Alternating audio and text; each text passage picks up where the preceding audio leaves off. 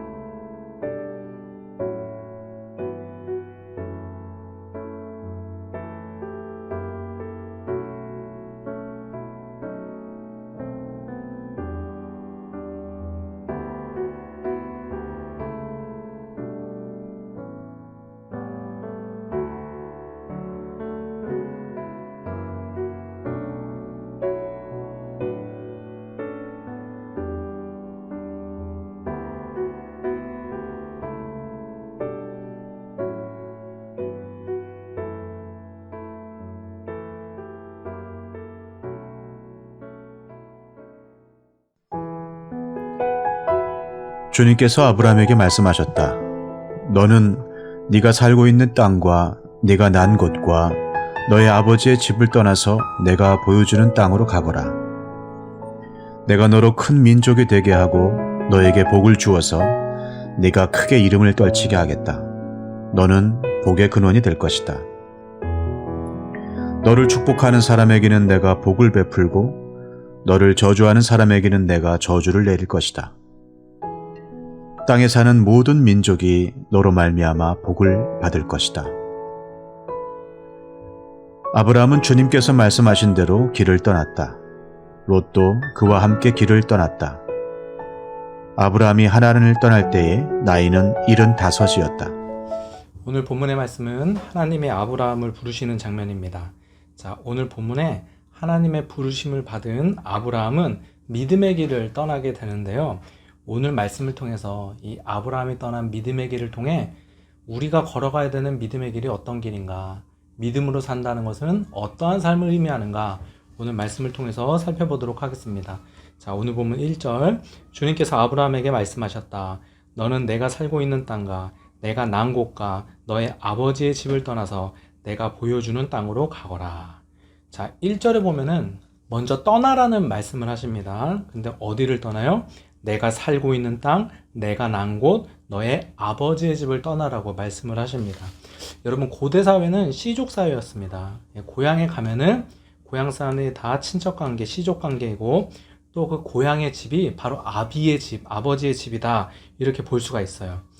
그러니까 여기서 1절에서 말하는 내가 살고 있는 땅, 내가 난 곳, 너의 아버지의 집은 다 똑같은 말이에요. 똑같은 말을 3번 다르게 반복해서 표현한 것입니다. 여러분, 우리가 성경 읽을 때 성경에서 반복한다. 반복은 강조하는 내용이에요. 여러분, 우리도 일상적으로 말할 때 강조하는 내용은 반복하죠. 만약에 예를 들면은 제가 이렇게 말할 수 있죠. 너 내일 빨리 와야 돼. 빨리 오라는 말을 하고 싶은 거예요.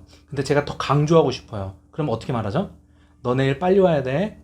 너 늦게 오면 안 돼. 이렇게 늦게 오면 안 돼 라는 말로 빨리 오라는 말을 한 번 더 반복하잖아요. 이게 반복이잖아요. 그러니까 우리가 강조하고 싶은 내용이 있으면 반복한단 말이에요. 여러분, 성경도 똑같습니다. 지금 1절이 무엇을 강조하고 있어요? 너가 살던 곳, 너희 아비의 집, 내가 난 곳, 그곳을 떠나야 된다. 이것이 바로 믿음의 길이라는 것입니다. 여러분, 믿음의 길은 어떤 것이죠? 믿음의 길은 내가 예수 믿기 전에 익숙했던 것으로부터 떠나는 것, 그것이 바로 믿음의 길이라는 것입니다. 여러분, 예수님 믿으면요, 우리가 예수님 믿기 이전에 즐겼던 세상의 것들을 떠나야 됩니다. 그게 예수님을 믿는 거예요. 예수님을 믿으면 때로는 세상의 관계도 끊어지기도 하는 거예요. 제가 재수를 했는데요, 서울 노량진에 있는 대성학원에서 재수를 했습니다.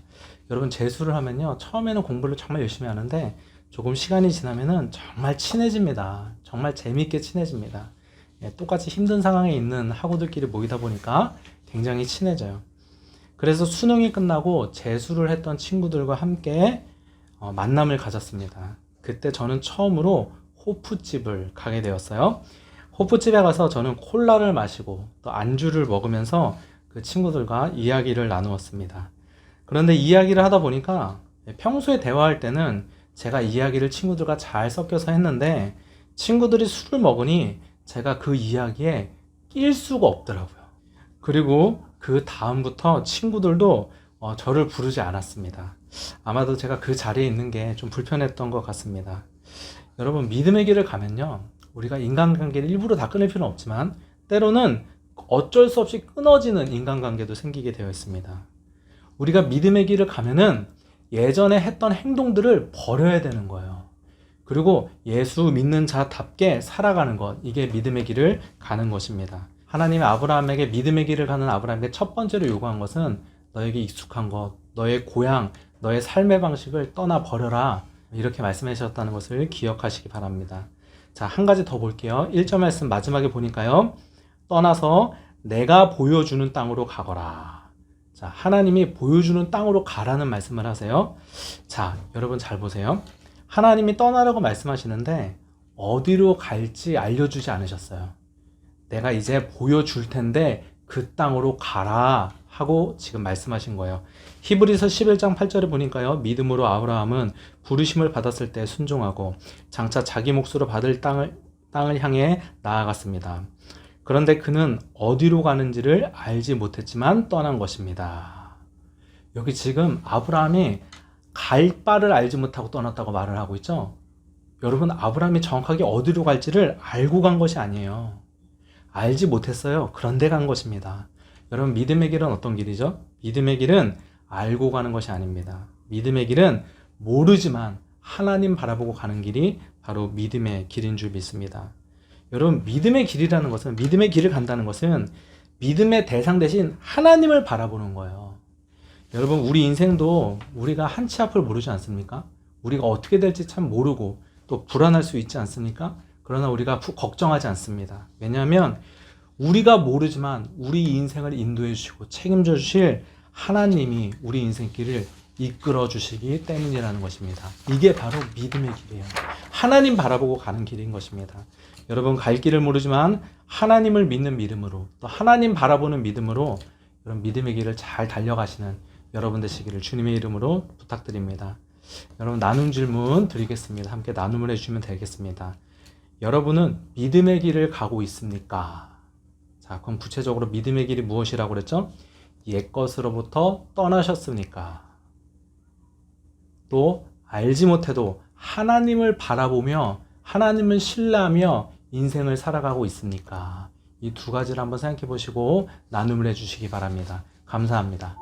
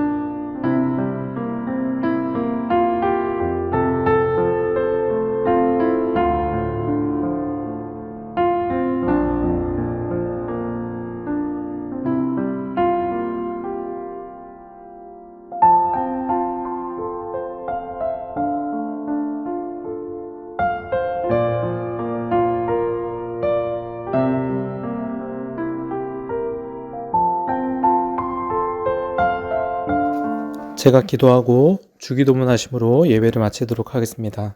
하나님, 아브라함이 믿음의 길을 갔던 것처럼 우리도 믿음의 길을 걷게 하심을 감사합니다. 우리가 예수 믿기 전에 옛 습관을 버리고 또 알지 못해도 하나님을 바라보며 믿음으로 살아가는 우리 모든 성도님들 되게 하여 주옵소서.